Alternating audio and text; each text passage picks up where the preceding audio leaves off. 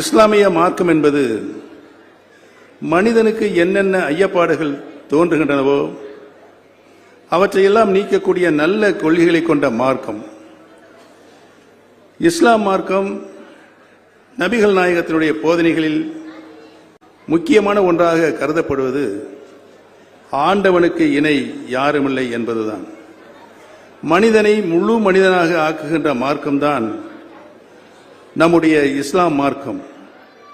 மனித நேயத்தை போதிக்கின்ற மார்க்கம்தான் இஸ்லாமிய மார்க்கம். மனித நேயம் என்றால் மனிதர் அனைவரும் ஒரே இனம் என்பதுதான்.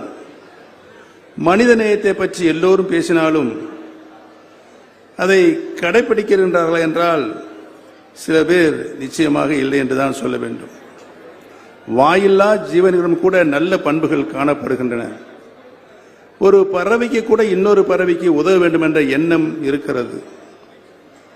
தனக்கு உதவி செய்பவர்கள் யாராக இருந்தாலும் அவர்களிடம் விலங்கு கூட விசுவாசத்தோடு நன்றியோடு இருக்கின்ற நிலையை இன்றைக்கு நாம் கண்கூடாக பார்த்து கொண்டிருக்கிறோம். விசுவாசம் இன்மை, செய்நன்றி மறத்தல், சினம் கொள்ளுதல், பிறர் மனம் புண்படும்படி பேசுதல் போன்ற குணங்களை உடையவர்கள் மனித நேயமற்றவர்கள் என்றுதான் அனைத்து நல்ல மனிதர்களும் சொல்லுகின்ற ஒரு நிலை இருக்கிறது. யாருடைய மனதும் நோகக்கூடாது, யாரையும் குறைத்து பேசக்கூடாது என்கிற பண்பாட்டினைத்தான் நமக்கு இஸ்லாம் மார்க்கம் போதிக்கிறது.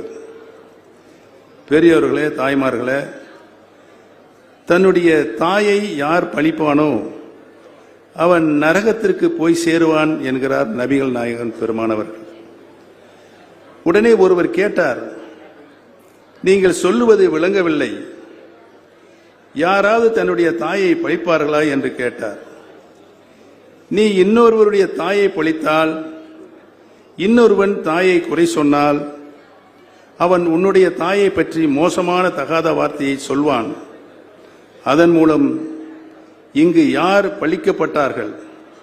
உன்னுடைய தாய் பழிக்கப்பட்டால் அதற்கு யார் பொறுப்பு? மூல காரணம் நீதானே என்று நபிகள் நாயகம் அறிவுரை வழங்குகிறார். நீ இன்னொருவன் தாயை குறை சொன்னாலும் உன்னுடைய தாய் பழிக்கப்பட்டதற்கு நீ காரணமாவதால் நகரத்திற்கு நீ புகுகிறாய் என்கிறார் பெருமகனார் அவர்கள். இதே போலத்தான் பிறர் மதத்தை, பிறர் கடவுளை நாம் பழித்தால் நமது கடவுளை, நமது மதத்தை அவர் பழிப்பார்கள். இது தேவையா? பிற மதங்களை, பிற வழிபாட்டு முறைகளை பழித்து பிறரை காயப்படுத்த ஒருபோதும் யாருக்கும் உரிமை இல்லை என்பதைத்தான் இஸ்லாம் மார்க்கம் நமக்கு உணர்த்துகிறது. மத நல்லிணக்கத்தை இஸ்லாம் வளர்க்கிறது என்பதற்கு இதைவிட ஒரு சிறந்த எடுத்துக்காட்டு தேவையில்லை என்றே நான் கருதுகிறேன். இன்னொருவனை நாம் பழிக்கக்கூடாது.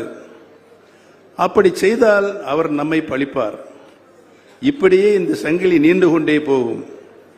எனவே மனிதர்கள் ஒருவரை நேசிக்க, ஒருவருக்கொருவர் விட்டுக் கொடுக்க, ஒருவர் பெருமையை ஒருவர் உணர, மனித இனத்தின் மீது ஒரு மரியாதை கலந்த அன்போடு இருக்க வேண்டும். இது இஸ்லாத்தின் இணையில்லாத தத்துவமாக இன்றைக்கு இருக்கிறது என்பதனை நான் இங்கு சுட்டிக்காட்ட கடமைப்பட்டிருக்கிறேன். நபிகள் நாயகம் போதித்த பேரறிஞர் அண்ணா சொல்கிறார், இஸ்லாம் ஒரு வைரம் என்று சொல்கிறார். நபிகள் நாயகம் போதித்த வைரம் போன்ற பொன்மணிகளை நாம் மனதிலே நிறுத்தி தீய குணங்களான அகங்காரம், ஆணவம், நன்றி மறப்பது, சினம் கொள்வது ஆகியவற்றை அகற்றி மனித நேயத்துடன் நாம் அனைவரும் வாழ வேண்டும். அன்பு என்கிற சங்கிலி மனித உலகத்தை கட்டுப்படுத்த கடமையுடையது. மனித நேயத்தை புரிந்து கொண்டு ஒரு மனிதன் இன்னொரு மனிதனை நேசிக்க ஆரம்பிக்க வேண்டும். நபிகள் நாயகத்தினுடைய போதனைகளான அன்பு, ஈகை, கோபம் கொள்ளாமை, மனித நேயம் போன்ற பண்புகள் வளருமானால் நாடு அமைதியாக இருக்கும், நாட்டு மக்களும் மகிழ்ச்சியோடு இருப்பார்கள் என்பதை தெரிவித்துக் கொள்கிறேன். இன்றைக்கு நல்லதொரு நிகழ்ச்சியாக அம்மா மக்கள் முன்னேற்ற கழகத்தினுடைய சார்பாக இந்த நிகழ்ச்சி நடைபெற்றுக் கொண்டிருக்கிறது. இந்த நிகழ்ச்சியின் மூலம் என்னுடைய அபாவையும் நான் இங்கு தெரிவித்துக் கொள்ள கடமைப்பட்டிருக்கிறேன். அனைத்து இந்திய அண்ணா முன்னேற்ற கழகத்தினுடைய நிறுவன தலைவர் எம்ஜிஆர் அவர்களும் மாண்புமிகு அம்மா அவர்களும் சிறுபான்மை மக்களிடத்தில் எந்த அளவுக்கு பாசமும் நேசமும் அன்பும் கொண்டு அவர்கள் தங்களுடைய பொற்கால ஆட்சியின் நல்ல பல திட்டங்களை இஸ்லாமிய பெருமக்களுக்கும் சிறுபான்மை இன பெருமக்களுக்கும் அவர்கள் தந்தார்கள் என்பதுதான் வரலாறு. புரட்சி தலைவர் எம்ஜிஆர் அவர்கள் முதற்கொண்டு மாண்புமிகு அம்மா அவர்கள் முதற்கொண்டு இந்த இருவரும் தலைவர்களும் கிட்டத்தட்ட ஒரு 26-27 ஆண்டுகள் தமிழகத்தின் முதலமைச்சராக இருந்து நல்ல பல ஆட்சிகள் அனைத்து மக்களும் ஒரு தாய் மக்கள் என்ற நிலைப்பாடோடு அவர்கள் ஆட்சி நடத்தினார்கள் என்பதை நான் இன்றைக்கு எண்ணி பார்க்கிறேன். இன்றைக்கு இருக்கின்ற சூழ்நிலை, இந்த சூழ்நிலையில் இன்றைக்கு நாம் புனித ரமலான் மாதத்தில் இன்றைக்கு நோன்பு திறக்கின்ற இந்த நிகழ்வு நடைபெற்றுக் கொண்டிருக்கிறது என்பதனை எங்களுடைய இதயங்களை ஏந்தி இஸ்லாமிய பெருமக்கள் புனித ரமலான் மாதத்தில் நாம் ஆண்டவுடன் எதை வேண்டுகிறோமோ அது நிச்சயமாக நடக்கும் என்று சொல்ல நாங்கள் கேட்டிருக்கிறோம். என்னுடைய வேண்டுதல் இந்த ரமலான் மாதத்தில் 50 ஆண்டு காலம் இந்த இயக்கத்தை யாராலும் வெல்ல முடியாத இயக்கமாக புரட்சித் தலைவர் எம்ஜிஆர், புரட்சித் தலைவி மாண்புமிகு அம்மா அவர்கள் உருவாக்கி தந்திருக்கிறார்கள். இன்றைக்கு பிரிந்து கிடக்கிற அனைத்து இந்திய அண்ணா முன்னேற்ற கழகத்தினுடைய சக்தியில் அனைவரும் ஒருங்கிணைந்தால்தான் நாட்டை, தமிழ்நாட்டை காப்பாற்றக்கூடியும் என்ற ஒரு சூழல் இன்றைக்கு நிலவி கொண்டிருக்கிறது. இந்த நிலை மீண்டும் மாண்புமிகு அம்மாவுடைய நல்லாட்சி தமிழகத்திலே மலர வேண்டும் என்று சொன்னால் பிரிந்து கிடக்கின்ற அனைத்து இந்திய அண்ணா முன்னேற்ற கழகத்தினுடைய அனைத்து சக்திகளும் ஒன்றிணைந்து மீண்டும் மாண்புமிகு அம்மாவுடைய ஆட்சியை நிறுவிட வேண்டும் என்ற வேண்டுதலை நான் இந்த ரமலான் மாதத்தில் நபிகள் நாயகம் அவர்களிடம் வேண்டுதலாக வைக்கின்றேன். மாண்புமிகு அம்மா அவர்கள் அவருடைய பொற்கால ஆட்சியில் எண்ணற்ற திட்டங்களை இஸ்லாமிய பெருமக்களுக்கு தந்தார்கள். குறிப்பாக சொல்ல வேண்டும் என்று சொன்னால் 5 கடமைகளில் ஒரு கடமையாக இருக்கின்ற ஹஜ் பயணத்தை இஸ்லாமிய நண்பர்களை மாண்புமிகு அம்மா அவர்கள் அரசாங்க செலவிலே ஐப்பி வைத்தார்கள் என்பதை நாடு நன்றாக அறியும். உலமாக்களின் பென்ஷனை அவர்கள் வயதான நேரத்தில் கஷ்டமில்லாத வாழ்க்கையை நடைமுறைப்படுத்தப்பட வேண்டும் என்று அவர்களுக்கு ஓய்வூதியத்தினை உயர்த்தி தந்திருக்கிறார்கள். பள்ளிவாசலுடைய பராமரிப்பு செலவுக்கு 3 கோடி ரூபாய் தந்து அந்த பள்ளிவாசலுடைய சீரமைப்பதற்கு மாண்புமிகு அம்மா அவர்கள் தாயில்லத்தோடு தந்திருக்கிறார்கள்.